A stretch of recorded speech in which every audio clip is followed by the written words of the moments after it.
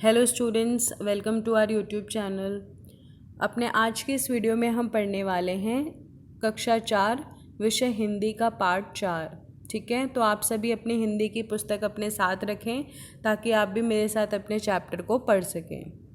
Part 4 कपटी मित्र। पाठ का नाम है कपटी मित्र।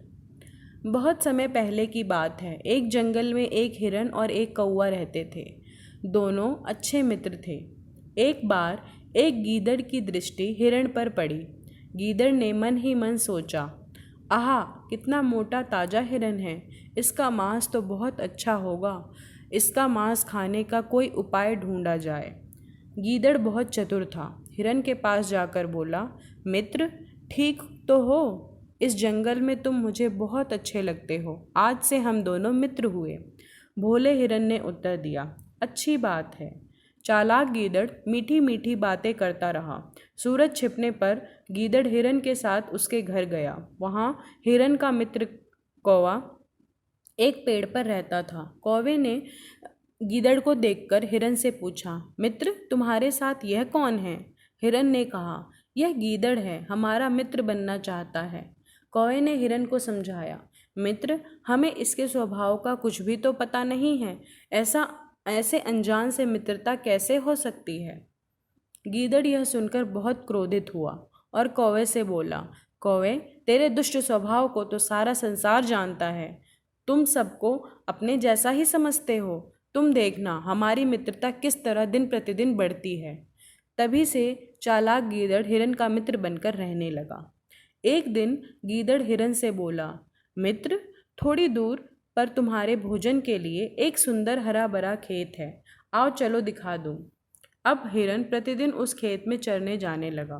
एक दिन खेत के रखवाले ने खेत में जाल फैला दिया। हिरन जैसे ही चरने के लिए खेत में घुसा, जाल में फंस गया। उसने जाल से निकलने का बहुत प्रयत्न किया, परंतु निकल न सका। तभी गीदड़ वहां पहुंचा।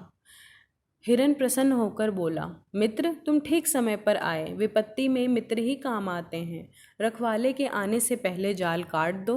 गीदड़ मन ही मन बहुत मुस्कुरा रहा था। उसने सोचा, रखवाला हिरन को काटेगा तो रक्त मांस में सनी हुई हड्डियां मुझे अवश्य खाने को मिल जाएंगी। लेकिन गीदड़ अपनी बात मन में छिपाकर बोला, मित्र, यह जाल तो तार का बना है। इसे मैं अपने मुंह से कैसे काट सकता हूँ? सवेरा होने दो, कल इसे काट दूंगा। अब हिरन गीदड़ की चालाकी समझ गया, किंतु वह कर भी क्या सकता था। गीदड़ एक झाड़ी के पीछे बैठ गया। वह रखवाले के आने की राह देखने लगा। शाम को जब हिरन नहीं लौटा तो कौवे को चिंता हुई। वह हिरन को खोजता हुआ वहीं खेत में आ गया। अपने मित्र हिरन को जाल में फंसा देख कौवे को बहुत दुख हुआ। उसने हिरन से पूछा, मित्र, यह क्या हुआ? हिरन दुखी होकर बोला, मित्र, मैंने तुम्हारी सलाह नहीं मानी। दुष्ट गीदड़ से मैंने अनजाने में मित्रता कर ली। उसका फल भोग रहा हूँ। वह कपटी गीदड़ मेरा मांस खाने की प्रतीक्षा में यहीं छिपा होगा। सवेरा होते ही कौवे ने देखा कि रखवाला लाठी हाथ में लिए हुए वहीं चला आ रहा है। तब कौवा हिरन से बोला, मित्र, रखवाला आ रहा है। तुम मरे होने का बहाना करके लेट जाओ। जब मैं शोर मचाऊं, फौरन उठकर तेजी से भाग जाना। हिरन ने वैसा ही किया।